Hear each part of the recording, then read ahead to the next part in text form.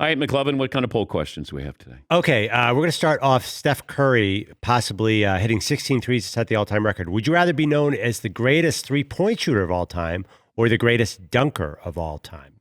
Greatest three-point shooter. But if we put up a poll, how do you think people would vote? Oh, I don't know. I'm just telling you what I would want is to be the greatest, because you can be the greatest dunker or be a great dunker, but, shooting threes is where you can win games. Just because you're dunking, Dominique Wilkins doesn't have any titles. Vince Carter doesn't have any titles. It feels like you can shoot a three, you got a chance to keep your team in a game. So I would say, for me, I'd rather be the greatest three-point shooter, which means you fall into the greatest shooter of all time.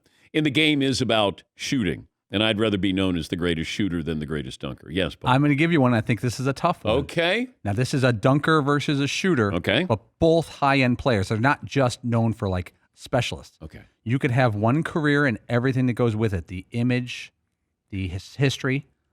Steph Curry or Dr. J? Boom. That just happened. That is a tough question.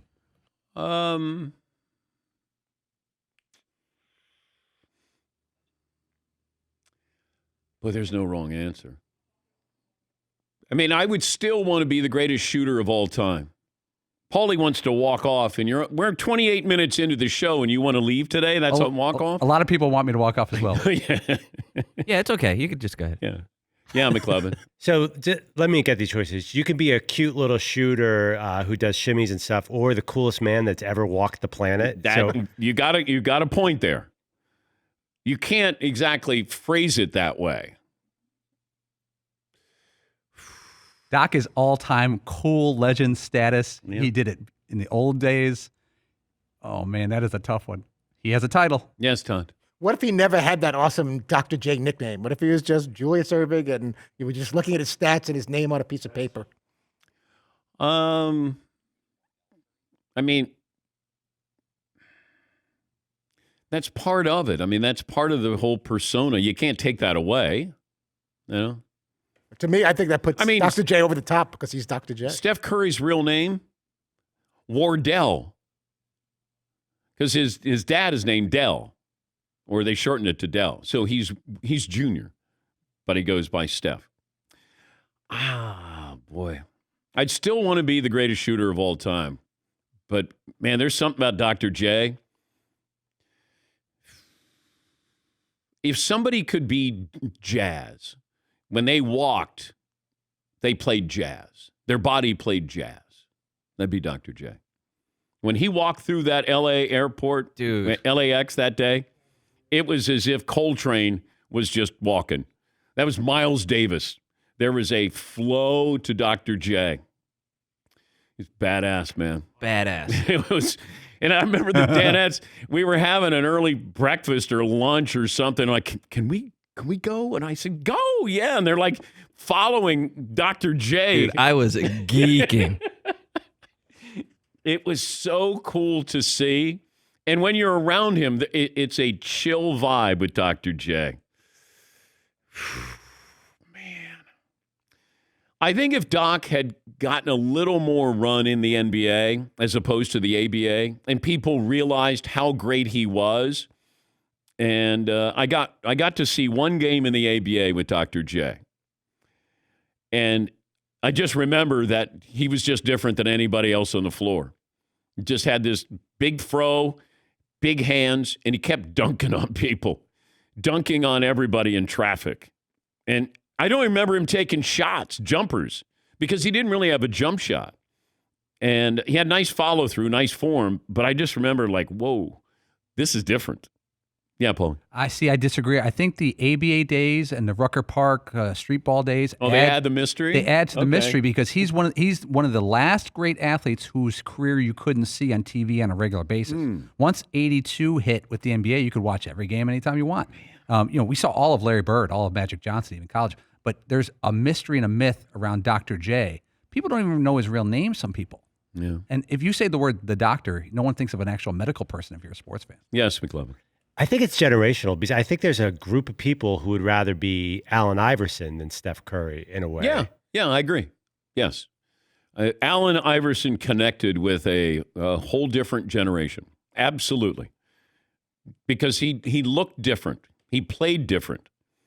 When he crossed over Mike twice in the same move, like that was where you went, oh, wow. Allen Iverson, come on down. You're a star. The tats, Way War's hair, everything about him. Like it was counterculture. What he would wear to a press conference, throwback jerseys. Yeah. Allen Iverson was cool. I don't know if Steph Curry is cool to kids as much as they just want to emulate that style. But the style itself is cool. Iverson himself, everything about him, there was a coolness factor to him. Yes, And even just Allen Iverson's size was like attainable. Yeah. You know what I mean? Like I knew, well, I'm not going to grow up to be 6'5" or 6'6", but 6 foot, okay, I could do that. He felt more like an average person or something. Yes, Don. But even before Jordan, Dr. J would, flying from the top of the key, switching hands, going from one side of the backboard to the other, things that we eventually saw Jordan and other guys do. I can't think of anybody in some of our generations that did that before Dr. J was doing those things. No, the only guy I remember seeing who was that athletic was Elgin Baylor when he played for the Lakers. And then he had a knee injury and it, cut short his career.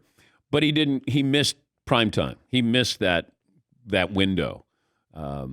Because the NBA in the 70s, people weren't watching. NBA Finals, people weren't watching.